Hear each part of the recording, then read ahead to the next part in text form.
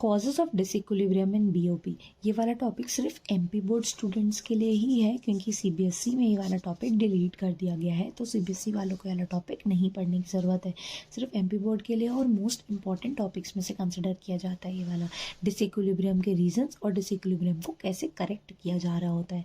Causes of disequilibrium, disequilibrium का अभी हमने मतलब पढ़ा है, या तो डेफिसिट आ रहा होगा, मतलब इंपोर्ट ज़्यादा है एक्सपोर्ट कम है, या तो सरप्लस आ रहा होगा, एक्सपोर्ट ज़्यादा है इंपोर्ट कम है, एक्सपोर्ट कम है इंपोर्ट ज़्यादा है, एक्सपोर्ट ज़्यादा है इंपोर्ट कम चल रहे हैं। तो डिसइक्विलिब्रियम के क्या क्या रीजंस हो सकते हैं हमारे लिए। मेनली डिसइक्विलिब्रियम की जब भी बात हो रही होती है तो डेफिसिट्स की बात कर रहे होते हैं कि हमारा नुकसान चल रहा है, मतलब हम एक्सपोर्ट कम कर रहे हैं और इंपोर्ट बाहर की कंट्री से बहुत ज़्यादा कर रहे हैं। तो इसके क्या रीजंस हो सकते हैं, इसके मेन 4 रीजंस होते हैं। फर्स्ट इज़ लेस डेवलपमेंट, कि हमारी कंट्री अगर बहुत अंडर डेवलप्ड कंट्री में से है या फिर हमारी कंट्री डेवलपिंग कंट्री में से है, तो ज़्यादातर अंडर डेवलप्ड कंट्रीज और डेवलपिंग कंट्रीज़ किस पे डिपेंड होती हैं अपने सामानों के लिए, इंपोर्ट्स पे डिपेंड होती हैं। इस वजह से उनकी कंट्री में इंपोर्ट बढ़ते चले जाते हैं, जबकि वो एक्सपोर्ट तो कर ही नहीं पाती हैं, जिस वजह से क्या आ जाता है, डिसइक्विलिब्रियम आ जाता है। तो अंडर डेवलप्ड कंट्रीज़ इंपोर्ट्स पे डिपेंड होती हैं, इसी वजह से इंपोर्ट्स उनके बढ़ते जाते हैं और डेफिसिट आ जाता है उनका बीओपी में। नेक्स्ट इज इनकम इफेक्ट और प्राइस इफेक्ट। इनकम इफेक्ट और प्राइस इफेक्ट कैसे होता है, फॉर एग्जांपल अगर अंडर डेवलप्ड कंट्रीज़ में एक बार इनकम बढ़ भी रही है, धीरे धीरे इनकम बढ़ने लग रही है, तो जैसे ही इनकम बढ़ती है तो लोग अपनी क्या करना चालू कर देते हैं, डिमांड करना ज़्यादा चालू कर देते हैं। हमने पढ़ा हुआ है कि अगर इनकम ज़्यादा है तो लोग डिमांड भी ज़्यादा करेंगे। अब अगर डिमांड ज़्यादा हो रही है तो देश में जो प्राइसेस है सामान के, गुड्स एंड सर्विसेज का जो प्राइसेस होते हैं वो धीरे धीरे क्या होने लग जाते हैं, बढ़ने लग जाते हैं। तो लोग क्या करते हैं, अब इंडिया में अगर कोई सामान 100 रुपये का मिल रहा था और डिमांड बढ़ने की वजह से उसकी प्राइस हो गई 150 रुपये, तो हम, और वही सामान अगर फॉरेन कंट्री से हम खरीद रहे हैं तो फॉरेन कंट्री से हमें वही सामान 120 रुपये में मिल जा रहा है। मतलब इंडिया में वो सामान 150 का मिल रहा है, बाहर से 120 में मिल जा रहा है, तो हम कौन सा सामान खरीदेंगे, ऑब्वियसली बात हम 120 वाला खरीदेंगे। तो जैसे ही हमारी इनकम बढ़ती है तो डिमांड बढ़ती है, डिमांड बढ़ी तो डोमेस्टिक कंट्री के जो प्राइसेस होते हैं वो भी धीरे धीरे क्या होने लग जाते हैं, बढ़ने लग जाते हैं। अब डोमेस्टिक कंट्री के प्राइसेस बढ़ गए तो हम ये वाले ना खरीद के इंपोर्ट करने लग जाते हैं, तो अगेन हमारे इंपोर्ट क्या होने लग जाते हैं, ज़्यादा तेज़ी से बढ़ने लग जाते हैं, जिस वजह से अगेन डिसइक्विलिब्रियम आ जाता है हमारी कंट्री में। Now change in demand for export, जो डेवलपिंग कंट्रीज़ होती हैं कभी कभी वो अपनी डिमांड चेंज कर देती हैं। एक्सपोर्ट मतलब जो अंडर डेवलप कंट्रीज़ हैं अगर वो अपना सामान बेच भी रही हैं तो हो सकता है डेवलपिंग कंट्रीज़ को चाहिए ही ना उनका सामान, मतलब डेवलपिंग कंट्रीज़ पहले ज़्यादा खरीद रही थी, अब एकदम से बोल दिया हमें नहीं खरीदना, तो उनका जो एक्सपोर्ट होगा अंडर डेवलप कंट्रीज़ का वो कम हो जाएगा, तो और अगेन हमारे इसमें क्या आ जाएगा, डेफिसिट आ जाएगा। Import restrictions by the develop countries, मतलब डेवलप कंट्रीज़ अपनी कंट्री मना कर रही हैं कि आप हमारी कंट्री में इम्पोर्ट नहीं कर सकते। मतलब जैसे कि एक अमेरिका है अगर और इंडिया है, तो अगर इंडिया सामान बेचना चाहती है अमेरिका को ताकि उसके एक्सपोर्ट ज़्यादा से ज़्यादा बढ़ जाएं, लेकिन अमेरिका ने मना कर दिया कि आप हमारी कंट्री में इंपोर्ट नहीं कर सकते क्योंकि हमें इंपोर्ट नहीं चाहिए, मतलब हमें कहीं और के सामान नहीं चाहिए, जो हमारे लिए एक्सपोर्ट है वो दूसरी कंट्री के लिए क्या है, इंपोर्ट है। तो अमेरिका ने सामने से मना कर दिया कि हमें इंपोर्ट नहीं करवाने हैं, तो हमारा यहाँ पे क्या होगा कि हमारे एक्सपोर्ट्स क्या होते जाएंगे, कम होते जाएंगे। इंडिया एक्सपोर्ट कर ही नहीं पा रहा है तो इंडिया के एक्सपोर्ट क्या होते जाएंगे, कम होते जाएंगे। तो इसी वजह से अगर कोई डेवलप कंट्री इंपोर्ट रेस्ट्रिक्शन लगा देती है तो इस वजह से हमारे जो अंडर डेवलप कंट्रीज़ हैं या जो डेवलपिंग कंट्रीज़ हैं उनके एक्सपोर्ट्स पे फ़र्क पड़ जाते हैं, उनके एक्सपोर्ट्स धीरे धीरे क्या होने लग जाते हैं, कम होने लग जाते हैं, जिसकी वजह से अगेन बैलेंस ऑफ पेमेंट में डेफिसिट आना स्टार्ट हो जाता है। Now how to remove this deficit, again ये टॉपिक सिर्फ एमपी बोर्ड वालों के लिए है and one of the most important topic है अभी के बोर्ड्स के लिए। कैसे इस डेफिसिट को रिमूव किया जा सकता है या डिसइक्विलिब्रियम को रिमूव किया जा सकता है, तो 2 तरीके के मेजर्स होते हैं, monetary and non monetary measures. Monetary measures में हम 3 चीज़ें पढ़ेंगे और नॉन मॉनेटरी में भी हम 3 चीज़ें ही पढ़ेंगे। बेसिक जनरली ये वाला आंसर लॉन्ग आंसर में भी पूछा जा सकता है एंड शॉर्ट आंसर्स में भी पूछा जा सकता है। तो मॉनेटरी मेजर्स के अंदर 3 मेजर्स आएंगे। पहला कि देश में डिफ्लेशन ले आओ, देश में डिफ्लेशन ले आओ मतलब मनी सप्लाई को क्या करो, कम कर दो। अगर देश में डिफ्लेशन आ जाएगा, मनी सप्लाई कम हो जाएगी, तो लोग डिमांड करना ही बंद कर देंगे, क्योंकि उनके पास पैसे ही नहीं रहेंगे, तो वो इम्पोर्ट करवा ही नहीं पाएंगे। इम्पोर्ट नहीं करवा पाएंगे तो इम्पोर्ट धीरे धीरे क्या हो जाएंगे, कम हो जाएंगे। और हमारे यहाँ पे डेफिसिट आया क्यों था, क्योंकि हमारे एक्सपोर्ट कम थे और इम्पोर्ट क्या हो रहे थे, बढ़ते जा रहे थे।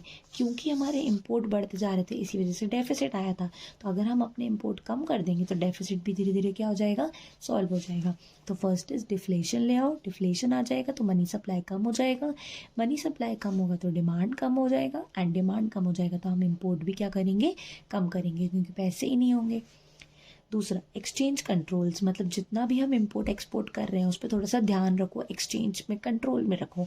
मतलब अगर हम 100 रुपीज़ के इम्पोर्ट कर ले रहे थे और बहुत ज़्यादा डेफिसिट होते जा रहे हैं, तो अब 100 की जगह सिर्फ कितने का इम्पोर्ट करो, 25 रुपीज़ का इम्पोर्ट करो, या सिर्फ 20 रुपीज़ का ही इम्पोर्ट करो। तो थोड़ा सा कंट्रोल करके चलना है हमें। Depreciation and devaluation of rupees, depreciation and devaluation का कॉन्सेप्ट वैसे फॉरेन एक्सचेंज का है, लेकिन हम सिंपल लैंग्वेज में समझे तो फॉर एग्जाम्पल $1 80 रुपीज़ का चल रहा था, एंड अब $1 की वैल्यू 90 रुपीज़ हो गई है। मतलब पहले हम $1 कितने में ख़रीद लेते थे, 80 रुपये दे के ख़रीद ले रहे थे। अगर मैं 80 रुपीज़ दे रही थी तो पहले मुझे $1 मिल जा रहा था। ये हाइपोथेटिकल एग्जाम्पल है, एक्चुअल नहीं है। अगर मैं 80 रुपीज़ दे रही थी तो मुझे $1 मिल जा रहा था। अब उसी $1 के लिए मुझे कितने रुपए देने पड़ रहे हैं, 90 रुपीज़ देने पड़ रहे हैं।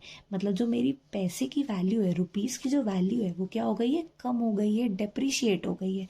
इसको डेप्रिसिएशन एंड डिवैल्यूएशन दोनों बोल सकते हैं। अगर मार्केट की वजह से हो रहा है तो डेप्रिसिएशन, गवर्नमेंट की वजह से हो रहा है तो डिवैल्यूएशन। इसको डिटेल में हम फॉरेन एक्सचेंज वाले चैप्टर में पढ़ेंगे। अभी बस इतना समझ लीजिए कि डेप्रिसिएशन एंड डिवैल्यूएशन का मतलब क्या होता है, fall in value of rupees. जब रुपीज़ की वैल्यू कम हो जाती है, या जो अमाउंट है पैसों की वैल्यू जब कम हो जाती है, तो उसको क्या बोलते हैं, डेप्रिसिएशन या डिवैल्यूएशन बोलते हैं। यहाँ प्राइजेस तो बढ़े हैं लेकिन वैल्यू कम हुई है। मतलब 80 रुपये दे के पहले $1 मिल जा रहा था, अब वही $1 देने के लिए हमें कितने रुपए देने पड़ रहे हैं, 90 रुपये देने पड़ रहे हैं। तो हमारे जो इम्पोर्ट है, बाहर से मंगवाने के लिए जो सामान चाहिए होता है, जो पैसे लग रहे होते हैं, इम्पोर्ट क्या हो जाएंगे, हमारे महंगे पड़ने लगेंगे। पहले 80 रुपीज़ में हम एक सामान मंगवा ले रहे थे, अब 90 रुपीज़ में हम एक सामान मंगवा पाएंगे। तो क्योंकि हमें महंगे सामान मिल रहे हैं, इसलिए हम इम्पोर्ट क्या करेंगे, कम से कम कर देंगे। तो अगेन हमारा डेफिसिट क्या हो जाएगा, सॉल्व हो जाएगा। नॉन मॉनेटरी ट्रांजैक्शन में भी 3 ही आते हैं और ये बहुत सिंपल होते हैं। नॉन मॉनेटरी ट्रांजैक्शन में सबसे पहले होता है कोटास। कोटास का मतलब होता है लिमिट फिक्स कर देना, एक रिस्ट्रिक्शन फिक्स कर देना, कि अगर हम इंपोर्ट कर रहे हैं तो सिर्फ 100 रुपीज़ तक का ही इंपोर्ट करेंगे, या फिर अगर हम एक्सपोर्ट कर रहे हैं तो हम कितना एक्सपोर्ट करेंगे। तो लिमिट फिक्स करना कि इंपोर्ट कर रहे हैं तो कितना इंपोर्ट कर सकते हैं हम ज़्यादा से ज़्यादा। टैरिफ, टैरिफ का मतलब होता है टैक्स से रिलेटेड रिस्ट्रिक्शन लगाना। कोटा में क्या कर रहे थे हम, क्वांटिटी फिक्स कर रहे थे कि अगर आप सामने से, जैसे हमारे एयरपोर्ट का रिस्ट्रिक्शन होता है कि अगर आप लेके आ रहे हो सामान तो 5 kg लेके आ सकते हो ज़्यादा से ज़्यादा, या 10 kg तक का ही वेट आप अंदर लेके आ सकते हो किसी और कंट्री से। तो क्वांटिटी फिक्स कर देंगे कि अगर आपको सामान मंगवाना है तो सिर्फ 100 क्वान्टिटी ही मंगवाओ आप। तो ऐसे में क्या हो जाएंगे, हमारे इम्पोर्ट ऑटोमेटिकली क्या होने लग जाएंगे, कम होने लग जाएंगे। टैरिफ में हम क्या कर रहे होते हैं, टैक्स से रिलेटेड रिस्ट्रिक्शन लगा रहे हैं कि अगर हमें दिख रहा है कोई पर्सन है इंपोर्ट बहुत ज़्यादा कर रहा है, तो हमने क्या कर दिया, जो भी इंपोर्ट्स हो रहे हैं उस पर बहुत ज़्यादा टैक्स लगा दिया। अब कोई सामान था 100 रुपये का, अगर आपने उस पर टैक्स लगा दिया 50 रुपये का, तो वो 100 रुपये का सामान कितने का बन जाएगा, 150 रुपये का। तो अगर 100 रुपये का था तो आप ज़्यादा खरीद रहे थे, अब 150 का हो जाएगा, तो ऑब्वियस सी बात है आप अपना परचेज क्या कर दोगे, कम कर दोगे। तो इम्पोर्ट्स क्या हो जाएंगे, हमारे कम हो जाएंगे। कोटा में हम रिस्ट्रिक्शन फिक्स कर रहे होते हैं क्वांटिटी से रिलेटेड, टैरिफ में हम टैक्स लगा दे रहे होते हैं ताकि इम्पोर्ट कम हो जाए। नेक्स्ट सिर्फ थ्योरी है, export promotion and import substitution. मतलब हमें हमारे देश में कुछ ऐसा करना चाहिए कि ज़्यादा से ज़्यादा हम एक्सपोर्ट को प्रमोट करें अपने देश में, और इम्पोर्ट को सब्सटीट्यूट करें। इम्पोर्ट को सब्सटीट्यूट करें मतलब मेक इन इंडिया स्कीम, मतलब सारा सामान जो हम बाहर से मंगवा रहे हैं उसको हम कहाँ बनाएं, अपने इंडिया में खुद ही बनाना स्टार्ट कर दें। तो इम्पोर्ट की जगह हम इंडिया में प्रोडक्शन करें ताकि इम्पोर्ट कम हो जाए, और एक्सपोर्ट को ज़्यादा से ज़्यादा प्रमोट करें ताकि एक्सपोर्ट बढ़ता जाए। तो इम्पोर्ट को क्या करना है, कम करना है, एंड एक्सपोर्ट को क्या करना है, ज़्यादा करना है, ताकि जो ऑटोमेटिकली जो हमारा डेफिसिट आया था बीओपी में, जो नुकसान हो रहा था हमारा बैलेंस ऑफ पेमेंट का, वो सॉल्व हो सकता है। So that's it for the chapter.